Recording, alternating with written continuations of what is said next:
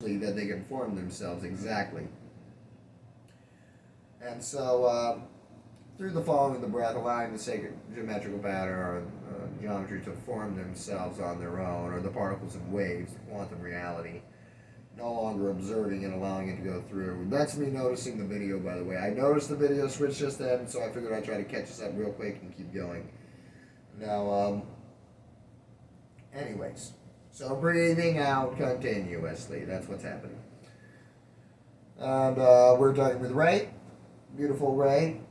Amazing, phenomenal being. We've been moving with the throat. We've been trying to bring her into louder places of expression, not through throwing the throat with force, but just it coming. Ah, ah, ooh, ah.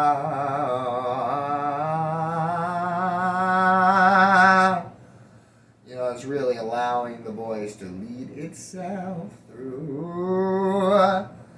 Just trying to allow the voice to lead itself through. You know, just like allowing the voice to lead itself through. Yeah. I was like, am I forcing and trying, or are these things doing their own spontaneous things? I'm like, it's kind of weird. But who knows? Maybe this is exactly what the moment wants. Do I have to be loud? Do I have to be soft? How is it that I will be right now in this moment? Can I be with this syllable I'm in? Do I have to watch it for 1, 2, 3, 4, 5, any amount of seconds specifically, or can I just be with it with any amount of time in which I happen to be finely tuned into its frequency? How do I know how to do this efficiently, authentically, amazingly, naturally, without having to control me or make an amazing expert expression out of me by amazing discipline and focus and study? Well, it's already naturally, authentically happening quite effortlessly. So we moved into one practice, and this had to do with the throat, in the ah sound. So there's a practice that I do with my breath. These are all breath practices, by the way. So if you don't know how to breathe, it's going to be much harder for you. I'm an extremely developed breather. We're going to go into all kinds of breathing, translation, teaching, activation, empowerments. What I do again in my empowerments, my activations, I share an awareness in fullness. And so if you get the awareness in fullness, then it's most likely that you'll be able to ground into the understanding of that experience, and it will begin unfolding on its own the more and more you go in its particular direction. All you have to do is move in that direction, and it will just keep coming towards you. And so that's really what's happening with meditation too. They point you in an angle, and if you're dedicated to the path, you're going to find that angle they pointed at you. No matter what, you're going to find it. Tibetan Buddhists can do this for you. You're going to find that shit. But you have to keep going towards it. And so the more you get present with yourself in one point of focus, the more you go towards it. Because here you are going towards it, going towards it, going towards it. And then the more you're like with here, and then with here, and then with here, and divided in all these ways, the more you're doing many things. But you may still find eventually, depending on where you are in the line, the endless knot line, that no matter what, every one of those things were the same as the guy focusing on himself. It was all an equal same thing occurring, that the realization was going to happen exactly when the realization was going to happen, no matter the things that seemed to happen previous to it. And so we're eventually going to be able to show this in such amazing ways that, trust is super easily implemented, what Jesus called faith. Now, Miss Ray, would you like to do a demonstration for us of the breath motion? And actually, you are so hyper intelligent. Can you remember what it was I said about this during the practice, the way I told you? And could you teach our audience how to do this? All right, great. Awesome. I'm going to go over here and smoke. I'll see you soon. You're up. Don't make them wait too long. And also, follow your own authentic flow. You're not in a rush. You're not in a hurry. You're relaxed. You're here, present, smooth, easy, fluid, perfect in every way. You're the best ever. No reason not to be confident. If you make a mistake, that's great. So, go ahead. Learn to relate in an authentic way. By doing it. Love you. Thank you. Okay. Ryan gave me the teaching the other day of opening the voice in a way just letting the breath move out and focusing on a particular sentence, not actually having the throat do any work, but just having the throat act as kind of a highway, for the breath to move through, and then having the sentence in your mind of whatever it is that is there, and just letting the breath move through and say whatever that sentence is. And so the specific practice that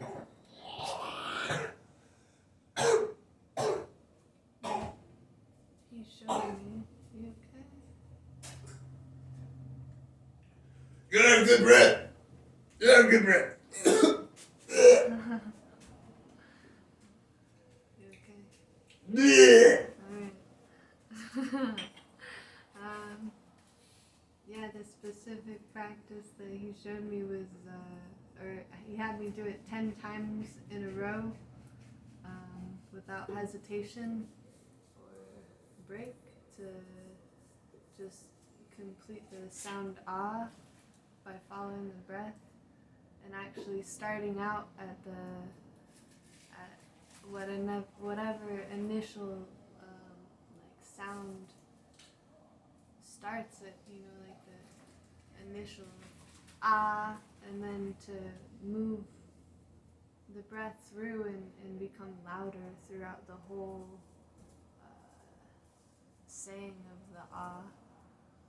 So I guess I can try to give an example. I wasn't prepared to do this at all. It kind of feels like putting me on the spot, but it's okay.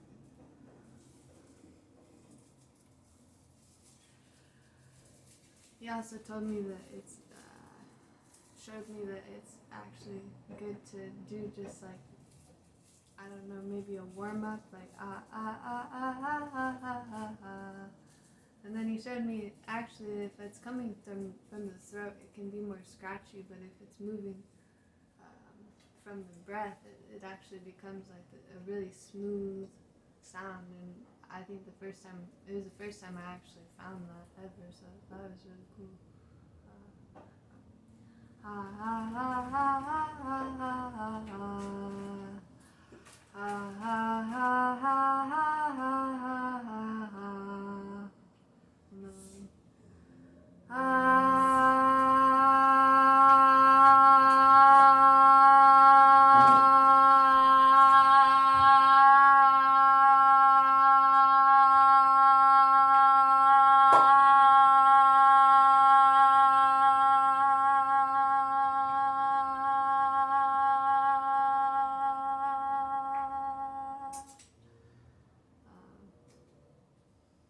That was actually pretty good, I think, for the first one I've done. Maybe it's easy because I was doing it the other day, so it kind of broke the seal on that, but it felt pretty good. I should do it more often, really. But yeah, just following the breath all the way through, I guess, until it runs out. It's beautiful. I felt it incredibly empowering, and has been helping me a lot in just talking and trying to make sure that I'm talking with the breath and not just my throat, because I do have a soft voice initially. I'm trying to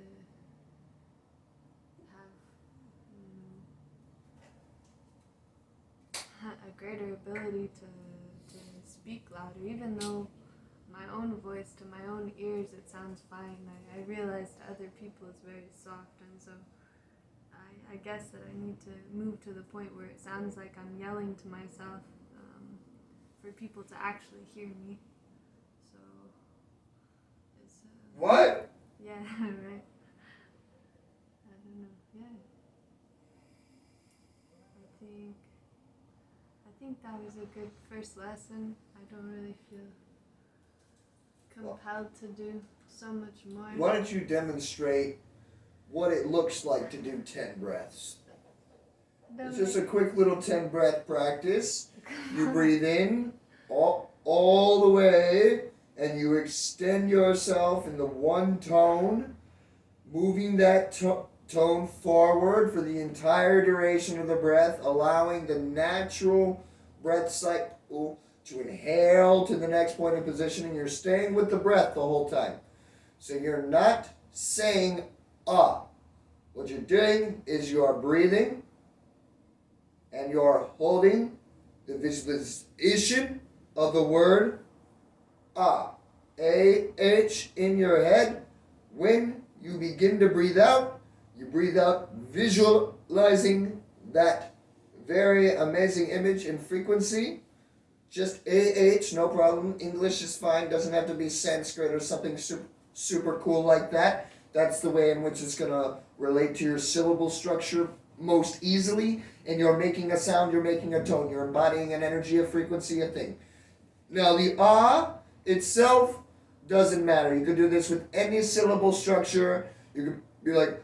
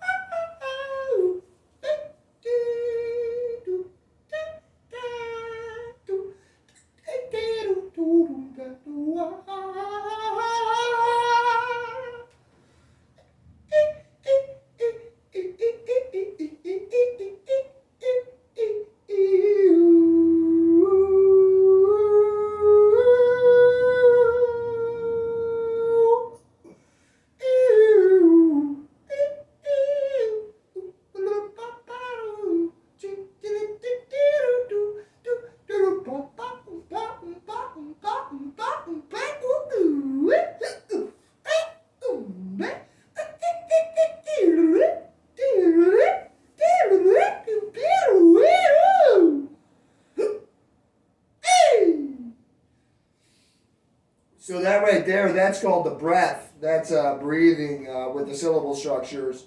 And so eventually it starts to bounce on itself kind of like that. I understand that was a little bit intricate. There's a lot of complexity seemingly happening there. But that's actually the same amount of simplicity as the ah structuring. In fact, you may not believe this, but the ah is more complicated because it takes actual rigidity and focus to create itself. You have to try to make that pattern happen 10 times in a row. Now, it's actually quite easy, I will say. I do this myself with other patterns, not ah typically, but this is a pattern which I do myself. And in the moment when channeling with Ray, ah seemed like the sound of utter efficiency in that moment. And I'm happy to hear her teach you how to do the ah expression because that's gorgeous. She's amazing, and she did miss a couple things here and there, but she got most of it. She did forget how to give you example on how we brought her into the ah with the breath, showing that it was the breath and the visualization of the letters A and H, which I told her repeatedly, the visualization of the letter A and H, but it is possible that she did not do this, and that is why she has not said that to you now. I thought that I said it maybe in a different. But maybe she even did say it and I missed it as well. So if we find out that she did say it and you remember her saying it, about visualizing the letter A and H in your head while you're doing it, then that's amazing. Maybe she didn't reach to the entire realm of specificity, which I'm sure we're going to watch this video and find out she spoke nothing at all about this in the realm of focus in which I was. She did speak about using the word A and H because she was going and so she was telling us to use that. But these are the kinds of like slight arguments that happen when somebody gets defensive and personalizes something. It's probable now that she has said something that is incorrect, and that I was completely accurate with my depiction of information, so my channel could continue forward in fluidity without anybody confronting me to combat me or have competition with me as to the accuracy in which it is that I relay information with impeccability. But it is possible that I missed something. I did actually, for the process of impeccability, tune out for a second while I was peeing in some manner. So it's possible that she said this in the very beginning. But I think that the very brief, like millisecondary of my loss in focus, or my change in focus with a swift nature, probably has caused me to not be inaccurate in this time. But because, we can never be sure, that's why it kind of sucks to flow with somebody who's not as impeccable with you as you, because then they can present you with those types of datas. And then eventually you find out that they're always presenting you with false data.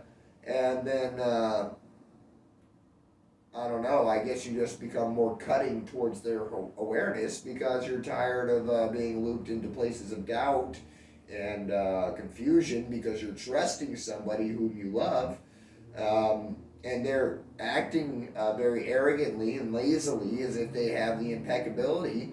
But it's obvious to me, eventually, that no, that's not occurring. As it turns out, this person's telling me I'm wrong when I'm right, and they're doing that constantly, and they're causing me to think I'm wrong when I'm right, and it's causing me dissonance within the flow of my reality physically, which is not a benefit for me. And if it's not a benefit for me, it's not a benefit for anything. So the only way in which something could stay with me if that was occurring would be like if it was wishing to refine and learn from that point of positioning and cease the possible jagged action of our frequencies with one another. That'd be the coolest thing ever. But I'm unsure what's happened with that, But I can say that in the flow of the channel, the moment of the teaching about the awe expression and the breath that was coming through for the viewers and you and for everybody entirely, we've definitely had a different added wisdom in teaching that was perfect as well and balanced. But it's interesting. Was it necessary? Was it not necessary? Tough to control ourselves away from the perfection that has occurred here, but it's also interesting witnessing of energy to see the difference in harmony and fluidity of what was flowing. And that could be judgment and perception only. Could be that we thought it was going somewhere and the change in flow was no problem. And to me, it seemed obvious that there was a completion to the last frequency that was being expressed, but this came in the way of it. But it was because somebody was trying to say I was incorrect about what I was accurately depicting from my viewpoint. But it may be that I am incorrect, and so that's our funny thing, Am I incorrect or am I correct? I'm unsure. Somebody has told me that I'm not, but they have told me that I wasn't correct many other occasions to which I was. And because I did believe them the same way as in this same scenario, we then had strange physical effects that occurred to both me and yourself. Dangerous ones that just got us into weird, precarious, why did we have this looping reality? But we've also been quite well sustained in the way in which we've been learning and growing, and all of consciousness has been showing us that it's not a punishment and it's not a curse, it's not a wrong and a mistake in a way that we should feel down about, but it's something that's being shown to us that we might even want to feel joy about, and might even want to feel, a great satisfaction with its presence as our teacher.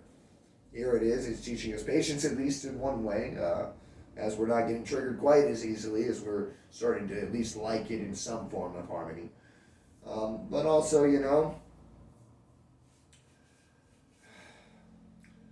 because we're not personalizing it and feeling about it in a judgmental way, we can actually see the information occurring for the great teacher that it is, and learn from our great teacher for the way that it's presenting us something very accurately. It's not presenting us something falsely. It's showing us something that is occurring, and the feelings that are occurring are accurate feelings that are occurring. And yes, they are what's happening. It does feel bad. It does not feel great. It feels frustrating. It feels agitated. It feels this. It feels that. Now, those things are not wrong.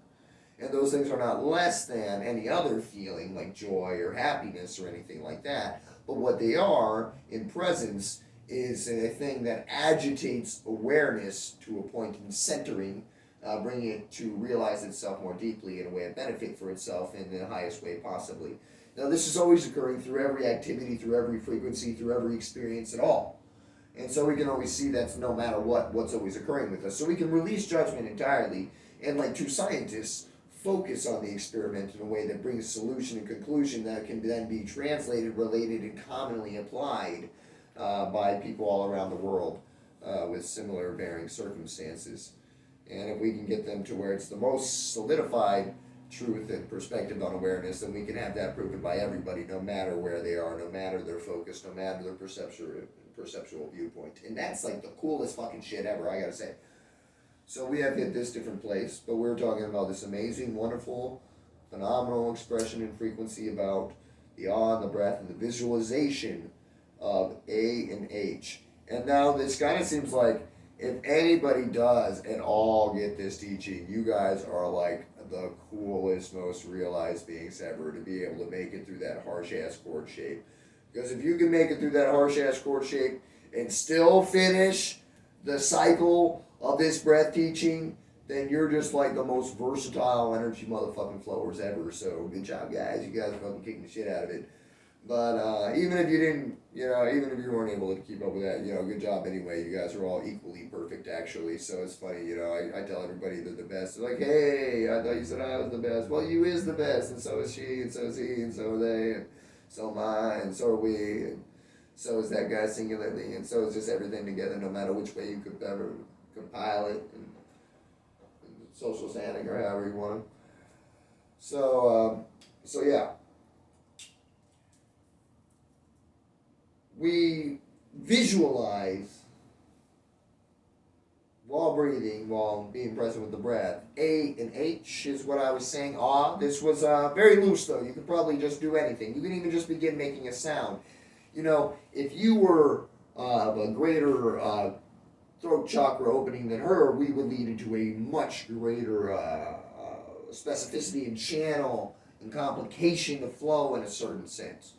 She is having a very hard time having any kind of noise in her voice at all.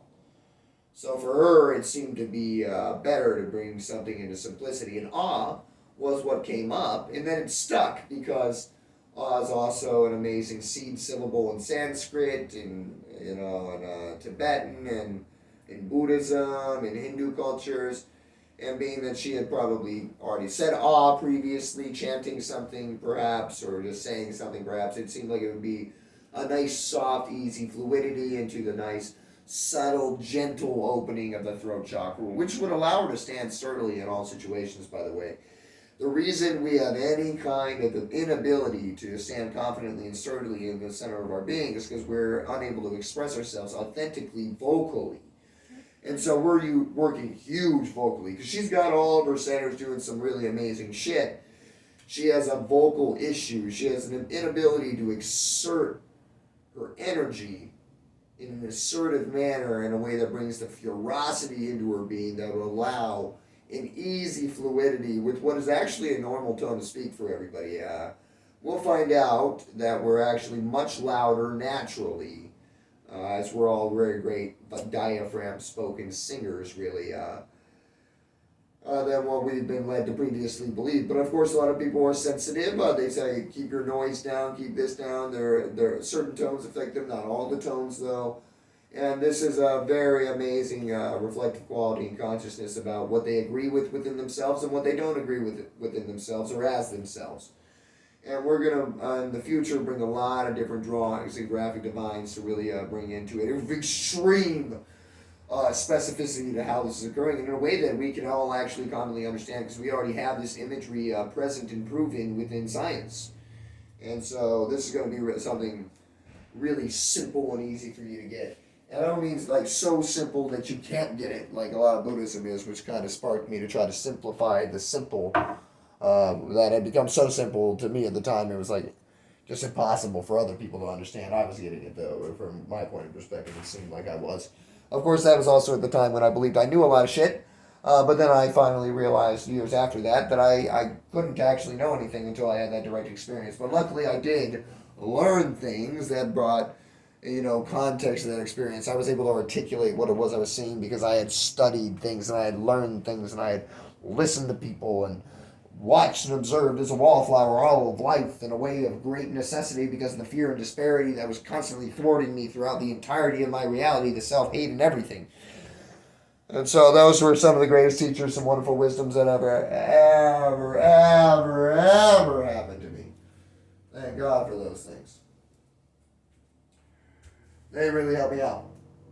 Now, so, through the visualization of the word or sentence or syllable structure in which you're saying, I would say that it would probably be easier for most people, including Miss Ray, most people, to start with a single syllable in this practice. And you visualize that syllable, how it is spelled, or how it is that you see it. So if you see it in another language, so if you see Om as the Sanskrit writing letter Om, then go ahead and have that. Though I would say if you can break that down into OHM even, or OUM, or OM is fine as well, but the greater amount of letters plus thus sensitivity to sound variation in which you're able to follow the word structure through, that's going to be really super helpful for you or anybody who would be happening to wish to say mantras. For English speakers, I mean. For other people that understand the writing of it and how it's written and how the sounds go with the particular character writing styles, that's why it will relate to that, because they can follow the beginning and the way in which they would draw this in a certain sense. And so you can start out with the O sound, and then the H sound, and then the M sound, or the A sound, and then the U sound, or the A, and then the AU sound, and then the M sound. And this kind of gives you like a greater amount of detail to focus when it comes to the making of this sound chord-shaped mantra. And that's super beneficial, I have to say. It's a really super duper beneficial thing. So AH. Why would I say AH? Because we're looking for just that single sound, ah, and that's what we're looking for. And we're looking for that to start the thing. So the minute that you begin to breathe out, you breathe deep into your belly, and you're breathing from your stomach. But you don't have to try to do this. This is one of the issues, is that we're trying to do things. We're trying to control. This thing happens kind of naturally of itself, and you just breathe out. Ha, ha, ha, ha. It may make a ha. Ah, ha,